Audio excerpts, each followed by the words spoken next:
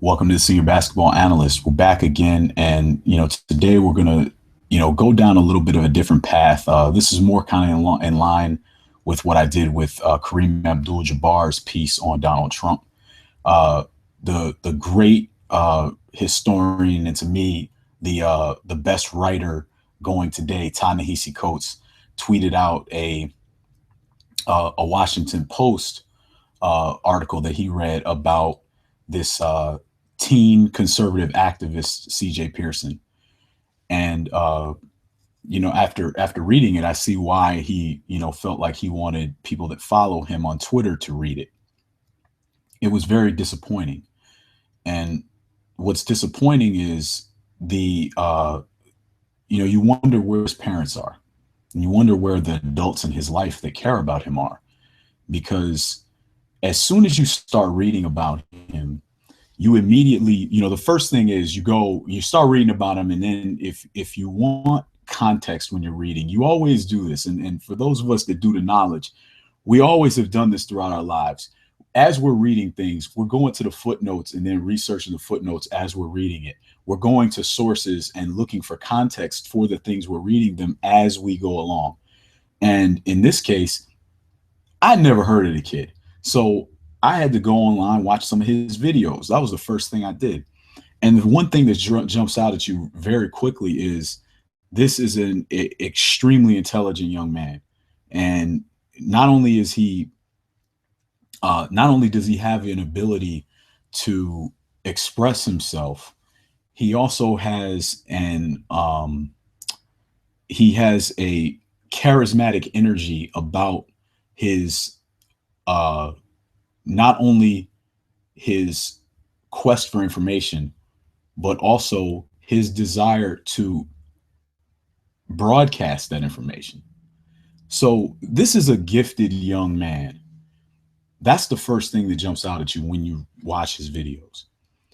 But then as you read this piece, you just get more and more disappointed about how he's taking wrong turns here and there, and which is understandable. From everything I see, he's 13 years old.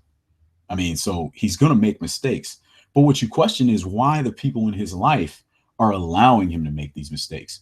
Because if you follow politics as closely as I do, the first thing that jumps out at you, and this is why this Washington Post piece was so good, and I've linked to it in our description. I've linked to not only the Washington Post piece, but I'm going to link to all of the sources that I used to do this video, because again, we're doing the knowledge here. So we have to base our opinions on facts. So I'm going to show you my sources, and then I encourage you to independently source the things that that I'm saying as well, for your for your own edification. So as you go through and you look at what the things he's saying and the things that he's deciding to do, you look at him and you can't help but think back to a young man named Jonathan Crone. And for those of you that are political junkies, you may not remember the name, but I guarantee you, when you see him and you hear his voice, you're instantly going to be like, oh, yeah, that kid. I remember him. So without further ado, I'm going to just show you a really short clip of Jonathan Crone.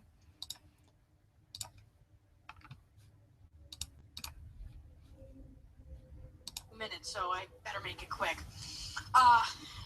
In the book, I decided. First of all, let me start.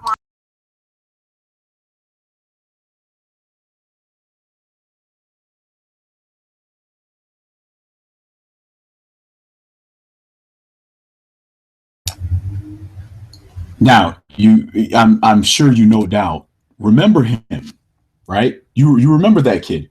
And one of the things that whenever we have these in our, it's called like hot take on the internet, something will happen and then immediately everybody expresses a very strong opinion, usually with limited context and with limited supporting information and facts. And then after that, a whole series of things will happen and the entire event will develop.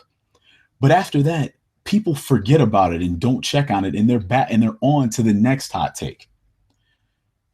Jonathan Crone subsequently denounced everything that he said at CPAC and basically his entire conservative political career. He ended up denouncing it. I'll just show you a screenshot of a um, a piece he wrote for Salon.com a few years back. And here it is. I was a right wing child star at 13. I gave a speech at CPAC 4 years ago. 4 years later, I renounced conservatives and they attacked me for it. As you can see, this is clearly that same kid, just a little older. So now he's got a little 5 o'clock shadow going. And you see now, if you understand that context, you can see why his rise to fame is bothering me. Because look, we've all been 13. Some of us more politically aware and more, and frankly, some of us just more intelligent than others. Regardless of how you were at 13, whether a future science whiz, you were going to go to NASA, or if you went on to run for public office, whatever you ended up doing, you don't think the same things you do at 13 because, frankly, you just haven't been around long enough to learn a whole lot. Even you take the smartest 13-year-old, man, he just doesn't, he or she, whatever, they just say and do a lot of silly things because you just don't understand. You don't have the maturity. A lot of things you just haven't been exposed to, so you don't have context sometimes. So here's the thing. It's not that you should silence this kid, and anybody should, his parents either. It's not that his parents should put him in a corner somewhere. But what you have to have is you have to have guidance, and they have to be careful about the things he's going around and broadcasting to the world and saying, because those things are forever. You're putting videos online. Those never go away, man. They're going to be around forever. People are going to go back to that. And now, as I just did with Jonathan Crone, I'm linking to and talking about all these things that he now believes are completely ridiculous that he was saying in front of the world. Now, in addition to which, now the kid is being, and this is CJ Pearson, he's being put at the head of a Ted Cruz, political arm for teenagers. And see, now we're getting into the fame, and we're getting into adults that don't necessarily care about this young man, using him for their own benefit. And this is, again, I say, where are his parents? Why are they allowing this?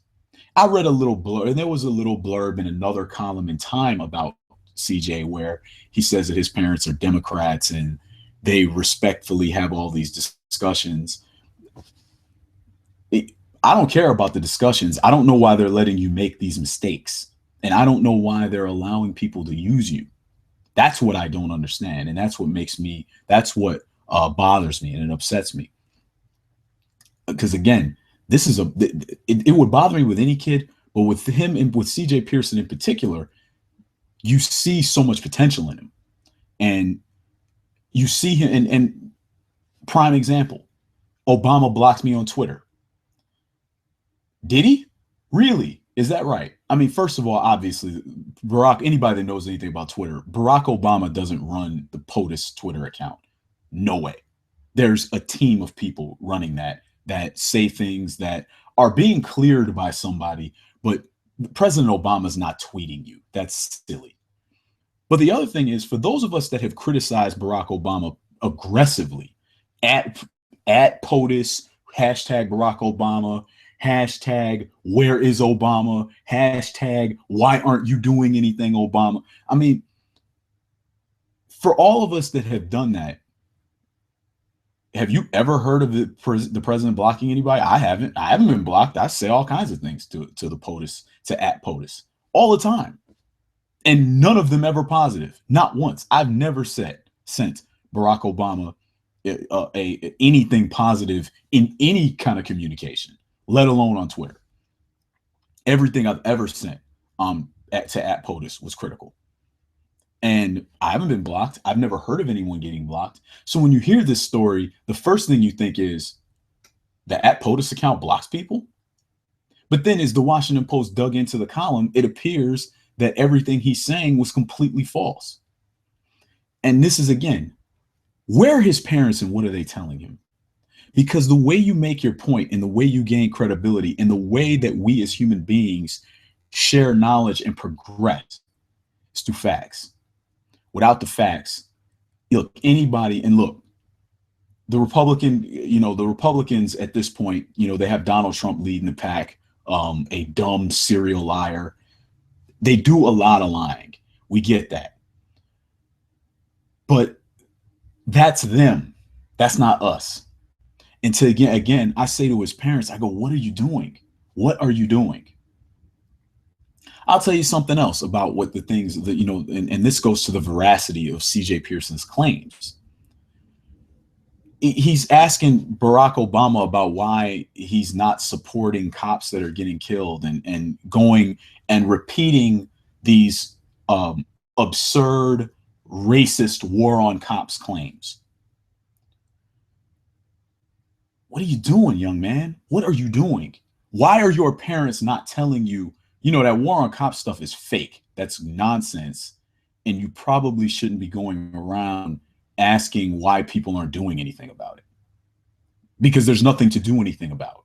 The people making those claims are racists that are trying to give political cover to police officers that murder innocent black people.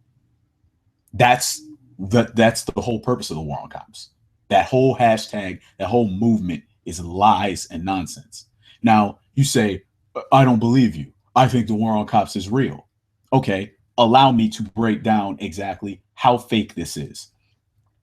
This is from the National Law Enforcement Officers Memorial Fund. This is their statistics. They keep a number of statistics on police officers, but one of the main things they do is they keep statistics on police officers that are killed year by year in the United States.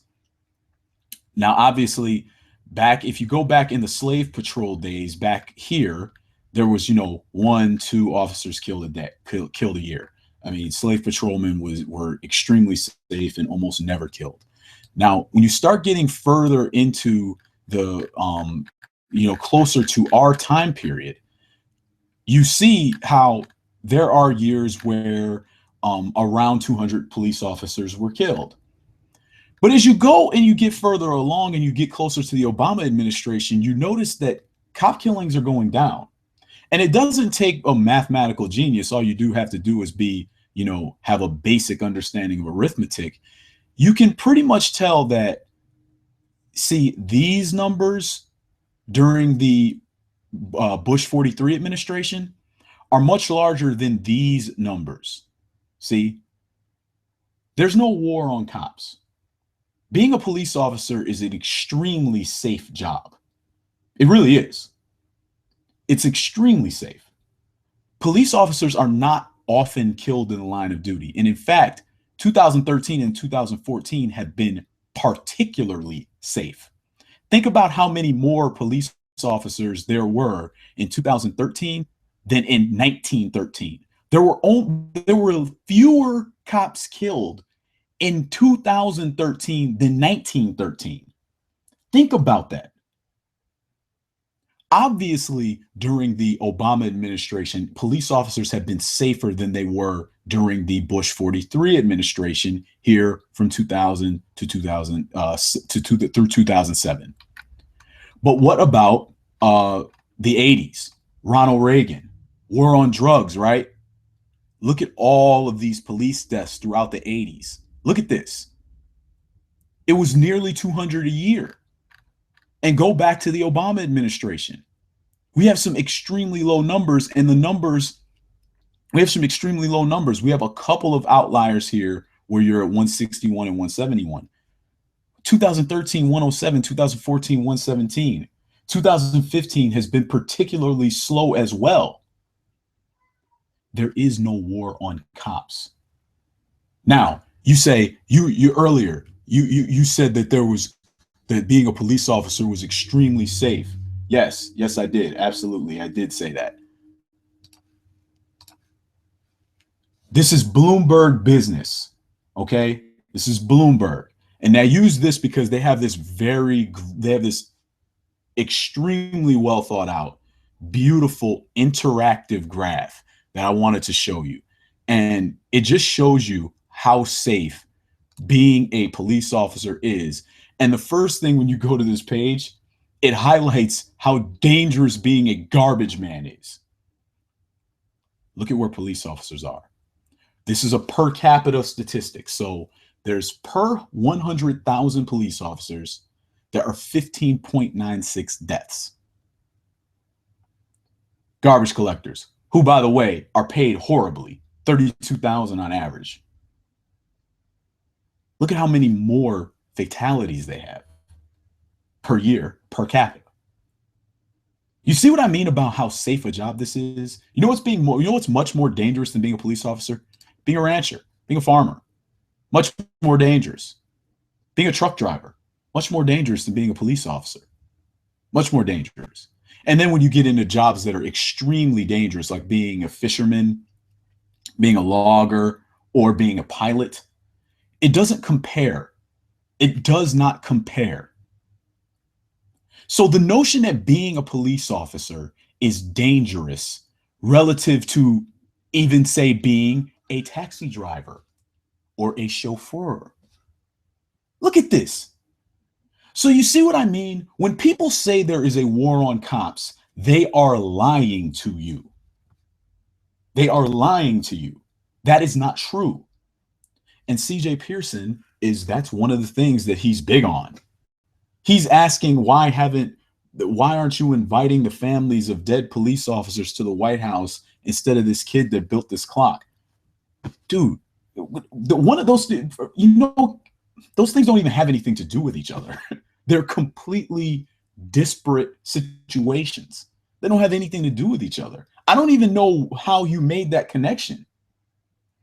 But again, this to me goes back to the young man's parents. And shame on them. And shame on Ted Cruz. And shame on anybody else that is using this kid for political gain and money. Shame on them. At some point, CJ Pearson is going to renounce a lot of the things that he's done and said, because a lot of us, I shouldn't say a lot of us, all of us always do things as teenagers that we wish we hadn't done. But most of those things occur in private and they go into the ether and nobody even, you don't think about it anymore. But he's doing these things very publicly, and he's saying things very publicly that he's going to go back on and regret. And the Washington Post has done a very good job of outlining these teen political, spokesmen and thought leaders that have had to go back and double back and completely renounce that stuff. And Jonathan Crone was one of the kids that they talked about. And I just don't want to see the young man have to go down that path. And it really annoys me that his parents are not doing anything about it. This young man does not, this young man is making mistakes. There's no excuse for it. And shame on his parents. Shame on them. And that's it.